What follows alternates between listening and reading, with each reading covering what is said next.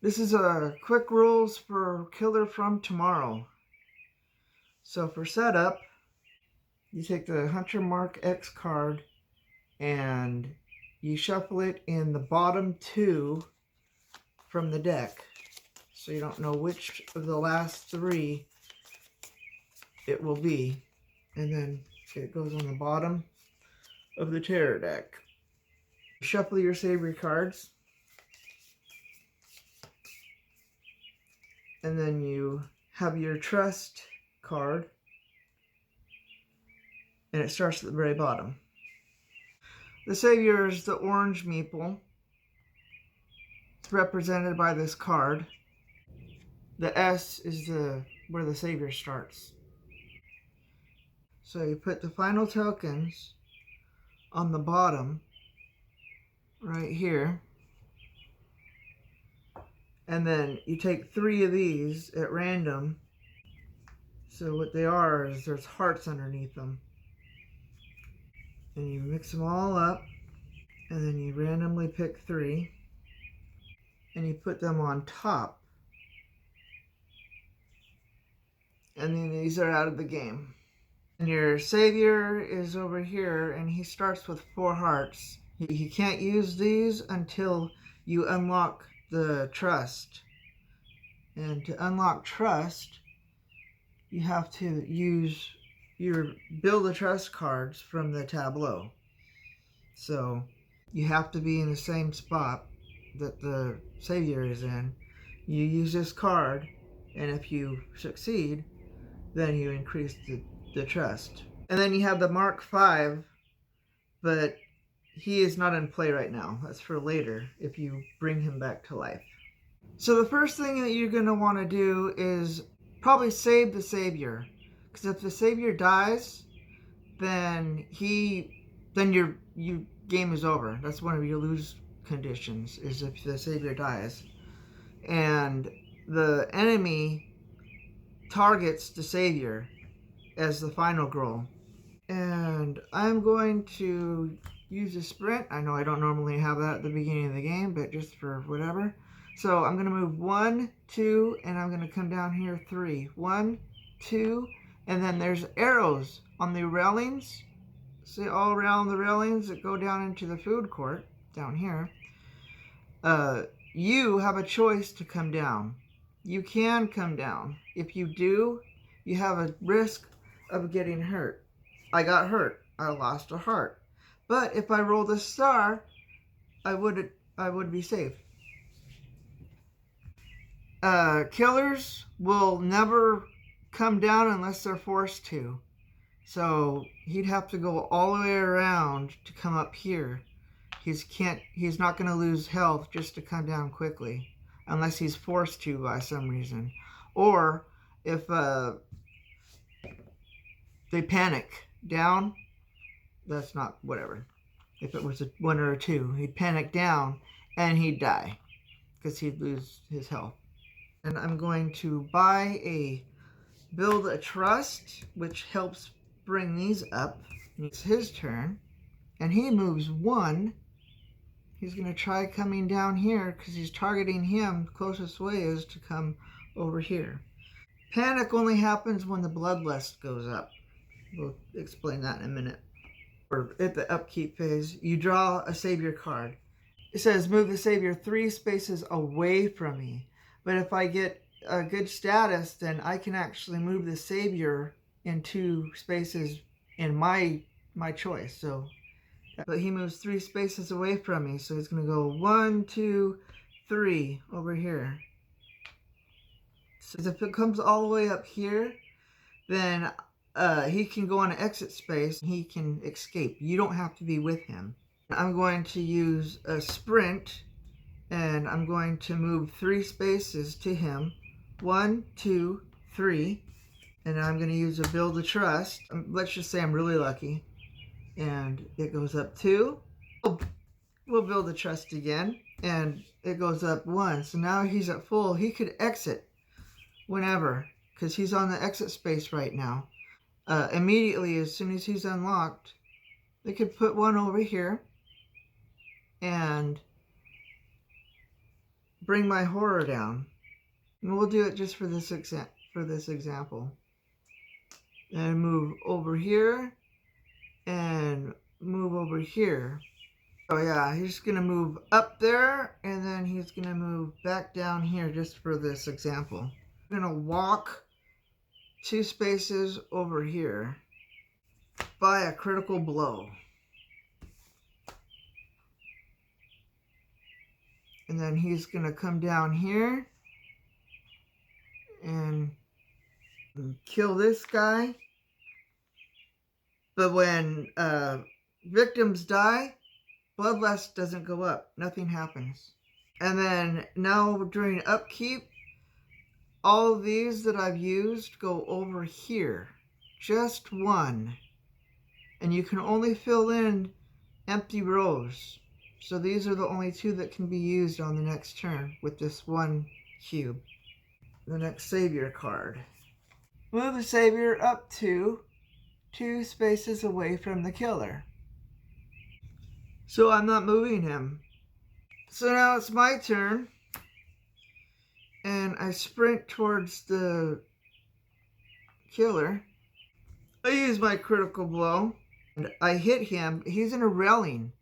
Whoever gets hit in a railing, they get knocked off. So it's 1, 2, 3, plus 4 damage from falling, or 1 damage for falling, so a total of 4. And the cogs, you take a cog for each 2 damage that you do. You take a cog off, and you can't split it in phases. So if I go to the next phase, if I hit him with a weak attack for only 1, then it doesn't carry over. If I hit him for 1 again and take it, it doesn't carry over.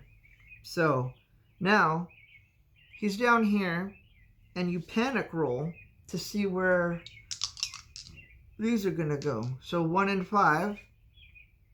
So I'll put 1 here. They both go over here. I'm just going to save him. So I'm going to let him exit. So when you save the Savior, you unlock all rewards that you would get for saving the victims. If it's already been flipped and you've saved them all, then you get this 3 times. So like this one you recover a heart. There'd be 3 hearts that you can recover. So in this instance, I can move 1 space. I get a retaliate, a guard, and an item. I'm going to take the boomstick. Then I'll use my move to come down here. And then we roll a die and see if we get a star. We do not, so we lose a heart. Alright, I'll buy a Furious Strike. It's his turn, and he's going to attack me. I'm going to retaliate and hit him for 2. Just going to make a cog fall. 4. They're all over here. Now we have a countdown. Now I took his final cog off from a retaliate when it's his turn. So I don't know if he finishes his turn in drawing a terror card now. At the end of the turn, you take one of the tokens out of play and you add Bloodlust. So yeah, I should have done this as soon as I took the 3rd cog off, but you lay him sideways or some kind of something to let you know that he's out of commission right now. I'm going to walk over here, and it's going to take 1 time to walk over there. And I'm going to take all 3 of these and put them in my backpack.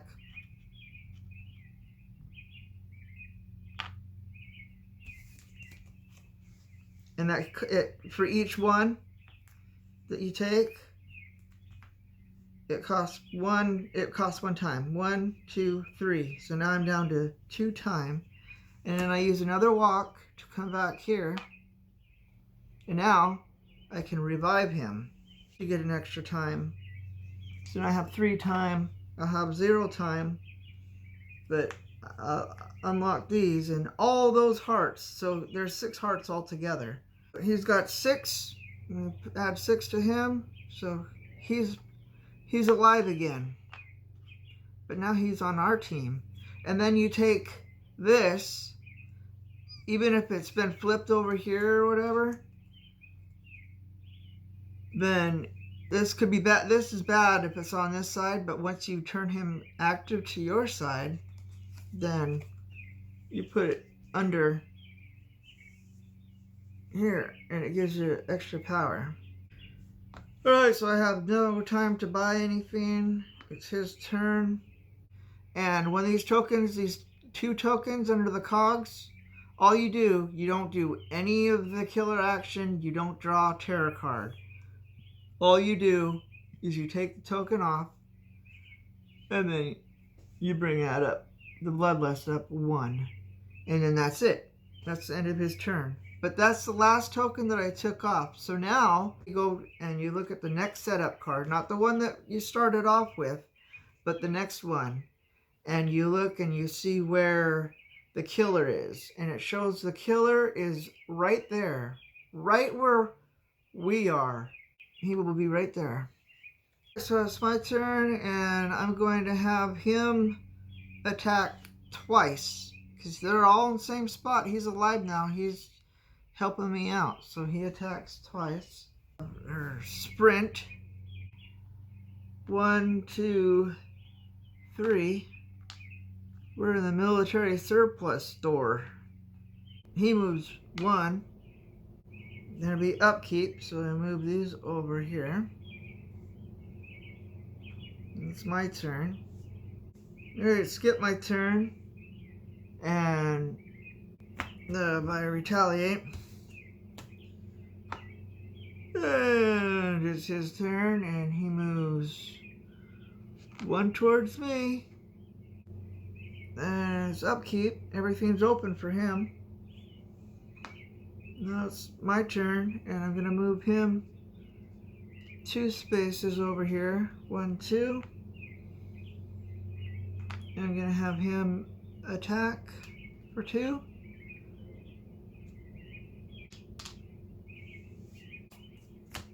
By a guard. And it's his turn.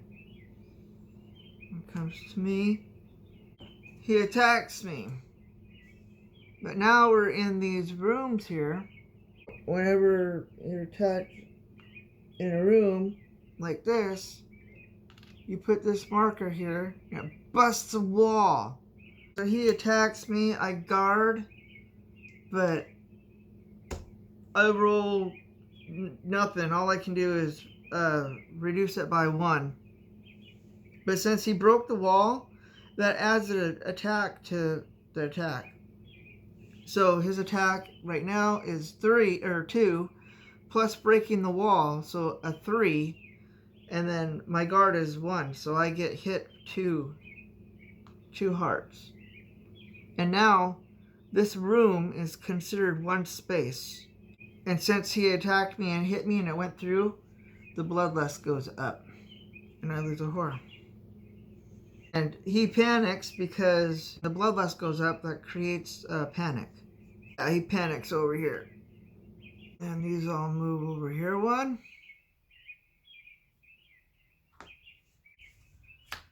Alright, so I'm going to walk up here. All these is open, 1 space, so I can come all the way up here. I'm going to move 2. 1, 2. Now I'll buy a long rest. Alright, he still only moves 1, so he's going to be over here now. And then all the cubes get up here. Now it's my turn again. Alright, I'm going to heal. So I'm at full health. Yay! I'll walk down here next to him and use my critical blow. And I'm going to use my boomstick.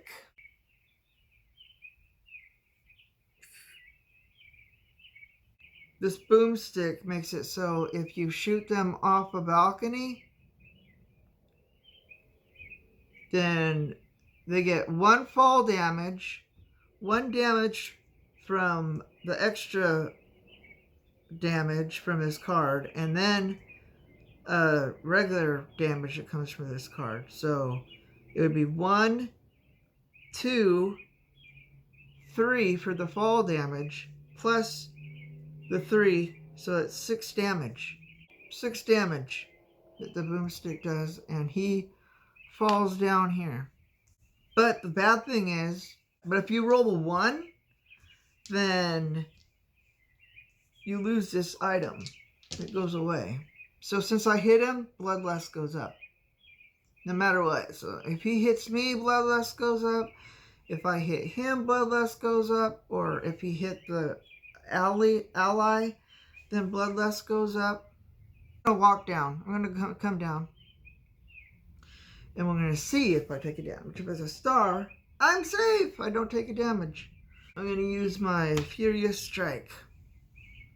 And that's going to take 3. So 1, 2, and 3. So he's dead. And I'm noticing the items that you have that come with this don't have any range. But if you do have a ranged weapon and you're down here in the food court and you want to shoot somebody up here in the railing, you can't do it. And then the Hunter Mark X card is the one of the last 3 cards.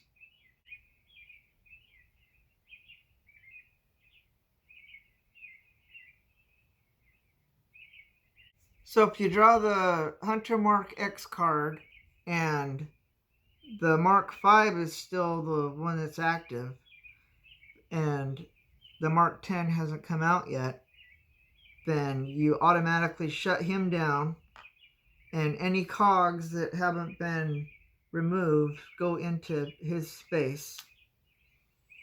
And then whether this card is this way or this way, it doesn't matter. It goes underneath as though you had activated it. And then any minor dark powers that you would have had, they don't go away. So if any of these are attached where they don't go away, they'll go onto the Mark 10 killer. They apply to him because he's the next killer. If you did remove all of the cogs and put him down and the timer, the 2 tokens are here, then when you draw this card, then you just immediately take these tokens away and put him on the board wherever the next setup card is. And then you discard the rest of the tarot cards. So you're not drawing tarot cards anymore, and then you flip. You flip the top one, the finale.